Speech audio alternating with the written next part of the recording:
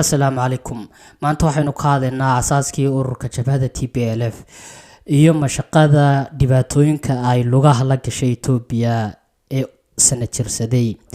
Waxa kale oo barnaamijkeenan maanta kaga hadlaynaa asaaskii TPLF raggii dhidibada u taagay mabda ay aaminsan yihiin ee loo asaasay iyo sababta ugu weyn oo ah sababta ay uga guulayeen Itoobiya iyo ku awood u lahayn Itoobiyada kale ka go'an.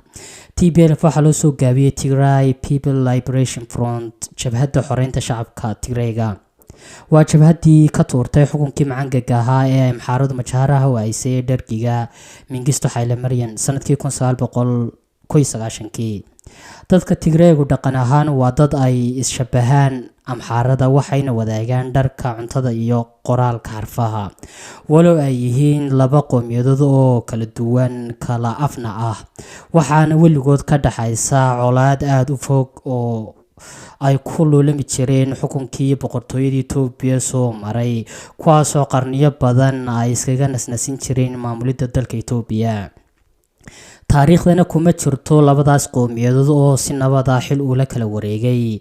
waxaa talada iyo hoggaanka dalka qaban jiray kolba kii awood bataa, kii laga awood bataayna wuxuu sugi jiray uun ilaa intay awoodeysanayaan ama uu kacdoon cusub ka bilaabmayo waddanka.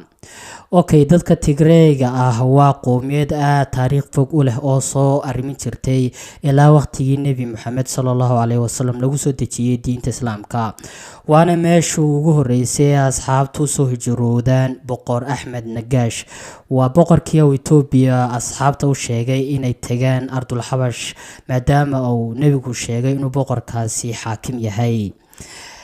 ninka boqorkaasi wuxuu ka arrimin jiray dhulkii loo yaqaanay Ardul Habash, waana boqor qowmiyadda Tigrayga ka soo jeeda. wuxuuna ku aasan yahay Axmed Nagash magaalo u jirta caasimadda Maqale qiyaastii 20 kiiloomitir oo la dhaho Negash. waxa kale oo kula aasan asxaabtii rasuulka sallallahu alayhi wasallam. xataa waxa kale oo aan la ilaawi karin oo taariikhda ku xusan ilaa Yemen inay ka talin jireen dhalashadii Nebiga ka hor. abraha gaalkii weynaa ee kabcada ku duulay si uu u burburiyo ee uu Ilaahay kitaabkiisa ku sheegay inay shimbiro dhagax wada uu soo diray asxaabul fiil. isna wuxuu ahaa qowmiyadda sharka badan ee Tigray oo waqtiga garwadeen ka ahayd boqortooyadii Aksum. waqtigii gumaysiga taariikhda saxda ah waa dadkii dagaalka kala hortagay Talyaaniga goobta loo yaqaano Cadwa oo gobolka ka mid ah. dadkani tiro ahaan waxay dhan yihiin qiyaastii 6 milyan. waxay degaan buuraleyda waqooyiga Itoobiya. dhinaca waqooyi waxaa ka xiga waddanka Eritrea, dhinaca galbeed waxaa ka xiga waddanka Suudaan, dhinaca koonfureedna qowmiyadda Amxaarada, halka dhinaca bari ay ka xigto qowmiyadda Anfarto. intaas haddii aynu isla fahanay dadkan asal ahaantoodu ka soo jeedo qowmiyadda Semitic laisku yidhaahdo, aynu u nimaadno aasaaskii kooxda TPLF, maskaxdii ka dambeysay iyo mabda ay aaminsan yihiin. 1960kii jaamacadda Addis Ababa University, arday Tigray ah oo wax ka baran jirtay markii ugu horeysay ayaa waxay aas-aaseen urur ay ugu magac dareen BAT oo ay ka wadeen Political Association Tigray. 1960kii boqortooyadii Haile Selassie oo qowmiyad ahaan ka soo jeeda Amxaaro waxay ku hayeen qowmiyadda Tigrayga faquuq, caburin iyo gumaysi. haddaba markii afgembigu dhacay oo xukunka uu la wareegay dargigu 14 Sebtembar 1974, Mengistu Haile Mariam oo ahaa nin qowmiyad ahaan ka soo jeeda Dhabuub laakiin dhaqan ahaan uu ahaa ay Carbis ah oo Amxaaro ku adeegato, wuxuu sii laba jibaaray cadaadiskii saarnaa qowmiyadda Tigrayga. walow Mengistu dhibtii uu u geystay Soomaali galbeed aynay taariikhdu ilaaway xasuuqi wadareedyadii oo ka fulin jiray geyga Soomaalidu degto. 3 cisho kadib afgembigii uu xilka kula wareegay Mengistu waxaa bilaabmay aasaas iyo abaabul dhinaca qowmiyadda Tigrayga ah. 14 Sebtembar 1974 waxaa caasimadda Addis Ababa ka baxsaday 7 wiil oo arday ahaa, iyagoo go'aan qaatay inay abuuraan jabhad isku dulqaada gumaysiga Itoobiya, waxayna ku mideysnaayeen inay ka go'aan Itoobiyada kale. raggaas waxaa ugu caansanaa oo ka mid ahaa Siyun Masfin oo mar soo ahaan jiray wasiirka arrimaha dibadda. oo lagu dilay dagaalka hadda ka socda 2020 lagu dilay dagaalka hadda ka socda waqooyiga Itoobiya iyo General Aragawi Berha oo malas wadanka ka cayriyay waqtiga uu noolaa.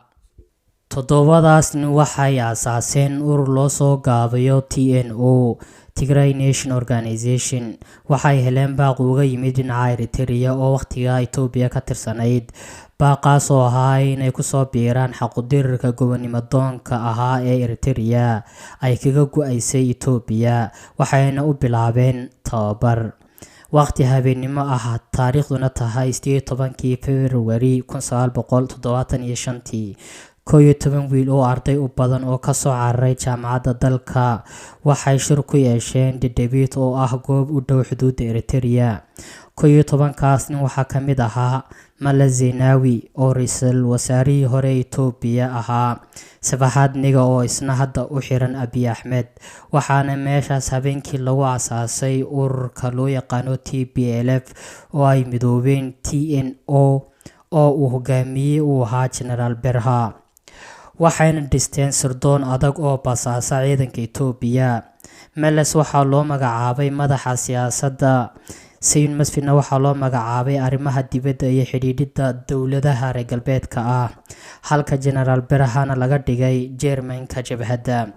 waxaa ku dhacay macaluul aad u ba'an kadib markii Mengistu ka wada xidhay xuduudihii Tigrayga, laakiin dadka Tigrayga ah oo ah dad aad u neceb in la duuleysto ayaa waxay taageero xoog badan siiyeen shicibkooda iyaga oo ugu deeqay waxay haysteen lana wadaagayay haddii ay roodhi haystaan roodhida ay wada wadaagayeen. waxay ugu dambeyn jabhadda xafiisyo ka qoteen buuraha hoostooda iyagoo isticmaali jiray godadkaas. 1977 waxaa qarxay dagaalkii ka dhexeeyay Soomaali galbeed iyo Itoobiya, kaasoo faa'iido weyn u noqday jabhadda Eritrea iyo jabhadii Tigrayga, maadaama ay quwaddii dowladda Itoobiya ay badi Soomaalidu burburisay, waxaana u fududaatay inay jabhaddii Tigraygu la wareegaan 28 May 1991 ay Addis Ababa soo galaan, waana isla sanadkii ay dowladda Soomaaliya burburtay. Tigraygu waxay dhiseen dowlad ku meel gaar ah oo ay Meles uga dhigeen ra'iisul wasaare. Qoomiyadaha Itoobiyana ay siiyeen awood buuxda oo federaal ah, iskoodna ay isku maamuli karaan. Inkastoo ay dambiyo badan ay laftirkoodu galeen sanadihii 30 sano ee dalka ay xukumi jireen, haddaba dadkan Tigrayga waxay Itoobiya ugu ilaayeen ama waxa ay u abaabuleen ama ay u aasaasin ayaa waxay tahay kaliya in ay iskaga difaacaan Amxaaro dalka Itoobiyana ay ugu maamulaan. awood buuxda way u leeyihiin oo dalka gebigiisaba way ka go'i karaan, oo xataa Itoobiyaanka kaleba waxay ku ala bariyaan Ilaahayow Tigraygu naga go'aan, oo cid maanta Itoobiyaan oo jecel Tigray ma jirto in Itoobiya ka mid noqdaan, duca loogu diri lahaa hadday go'aan. laakiin caadiyin dadkan Tigraygu meesha ay ku yaalaan oon ahayn meel munaasab ah oo ay dhaqaale ka soo saari karaan oo ay nolol ka heli karaan ayaa waxa ay iyaga laftirkooda shicibkoodu ku qasba in ay mar walba Itoobiya ka mid noqdaan oo ayna ka go'in si ay uga helaan manaafacaad iyo dhaqaale. marka sababtaas ayaa ah sababta ugu weyn in Itoobiya ka go'i karin. sababta labaad ee mar walba dagaaladan faraha badan la ay u galaan waa dad caadiyan dabcigoodu Ilaahay u abuuray inay dagaalamaan, waana dad mar walbaba Itoobiyaanka kale ay u qabaan xarash haddii waqti ama loo helo chance-na waxaa laga cirib tiri lahaa Itoobiyada dhanba, sida ay hadda danba isku dayeen Amxaartu inay ka cirib tiraan wadankaas Tigray oo dhan oo ay kala wareegaan dhulkooda oo dhan. marka Tigraygu waa dad mar walba difaaca ku jira oo raba in ay Amxaartaas Itoobiyaanka kale iska waabiyaan, wayna ku go'i karaan wayna rabin inay iyagu ka go'aan. waa rabitaan iyagu ka yimid shacabku ka yimid in Itoobiya ku dul noolaadaan oo ay noqdaan dad walow haddii la helo dadkan dad iska waabiya oo iska celiya inay dadkan maadaama dad dulmiga diidan ay yihiin oo laftirkoodu waxay u dagaalamaan waa dad dulmiga ka soo horjeeda. marka haddii dad la xisaabtamo oo rag oo la xisaabtamo oo la dagaalama ay helaan ma dulminayaan. Soomaalida laftirkeyga maanta Soomaali galbeed haddii dadka Tigrayga ay la heshiiyaan oo si raganimo leh ula dagaalamaan xadkooga way dhacsan lahayn xataa tigrayga waxaan aaminsanahay inayna marnaba ayna u diideen inay Soomaali galbeed xorriyad qaadato oo Itoobiya ka goodo laakiin Soomaali ayaan marnaba mabda ay isku raacda lahayn waxaad arkaysaa Soomaali Itoobiyaan taageeraya iyo Soomaali raba inuu Itoobiya ka goo marka annagiiba mowqif lahayn wassalaamu calaykum